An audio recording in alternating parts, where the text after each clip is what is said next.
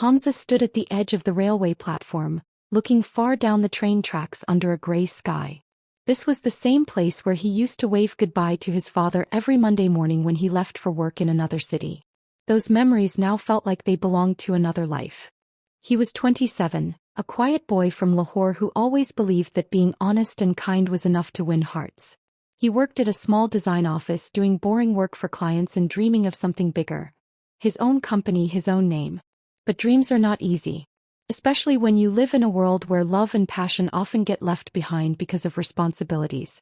He met Zoya at a friend's wedding. She wasn't loud or flashy. She was the kind of girl you notice slowly. First because of her smile, then because of the peaceful silence around her. She was studying psychology and Hamza was always curious about people's thoughts and feelings. So he felt a connection with her right away. They started talking. One late-night chat turned into many. In a few months she became the calm part of his life. For the first time Hamza felt that life didn't have to be something painful. It could be something beautiful. But life had other plans. Zoya's father, a retired army officer, had already promised her to someone else. A family friend's son in Islamabad. She didn't fight. She said she couldn't. Hamza, my father's respect is my duty. I love you but I can't break his trust. Hamza didn't say much. He just nodded. Then he stopped answering her calls. The next few months were hard. He stopped meeting friends, missed work, and didn't draw anything. He couldn't understand how love, even real love, could lose like this. His mother, a widow, watched her son become someone else. She had seen her husband die without chasing his dreams. Now she saw the same happening to Hamza.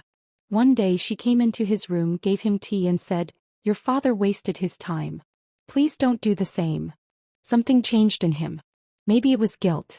Maybe it was the truth in her words. He left his job and started working from home. It was tough. Many rejections. Many people didn't pay well. But one client from Dubai loved his design so much that he posted it on LinkedIn. That post changed Hamza's life. More clients started contacting him. In a year he had clients from 4 countries. He opened his own design studio. Small but fully his own. He hired 2 young designers and trained them.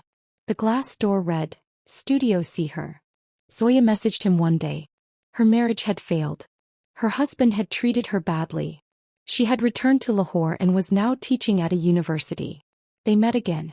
In a quiet coffee shop just like old times. Zoya had changed. Her eyes were not as warm but now they had strength. Hamza looked at her, not sure what to say. "Are you okay?" she asked. He nodded and smiled a little. "Are you okay?" She gave a small shrug. "Do you think love can return, Hamza?" He didn't reply. He just watched the steam rising from his coffee. They met again a few times. Sometimes they walked in silence. Sometimes they talked about books. But they never talked about the love they once had. That space between them was still full. Full of things left unsaid. Zoya never mentioned the past. Hamza never asked if she had regrets. But one evening as they watched the sunset from the studio's terrace, he looked at her and said, "Did you ever think what would have happened if we had fought for each other?" She didn't look at him. "I think about it every day." He smiled. Not a sad smile. Just tired. Years passed. Studio C her grew bigger. Hamza started speaking at design events. He was featured in magazines. But at night, when everything was quiet, he often wrote letters to Zoya that he never sent. Not because he wanted her back but to understand his own heart. To understand what it means to love someone and still let them go. One winter morning he received a wedding invitation. Zoya's. She was marrying another professor. Hamza didn't go. He sent white lilies instead. Life moved on. He traveled to Turkey and Italy. Made new friends. Fell in love again, briefly. But never like Zoya. That kind of love happens only once. Now, standing at the railway platform again, watching another Monday begin, he thought about her. He remembered her quiet laugh, the way she said his name softly. He remembered the studio terrace and the question she never answered. Could things have been different if he had tried harder? Or was letting her go also a kind of love? It started to rain. The train arrived. People moved quickly. Hamza stood still. Is it too late to start again? Or do some stories stay incomplete for a reason?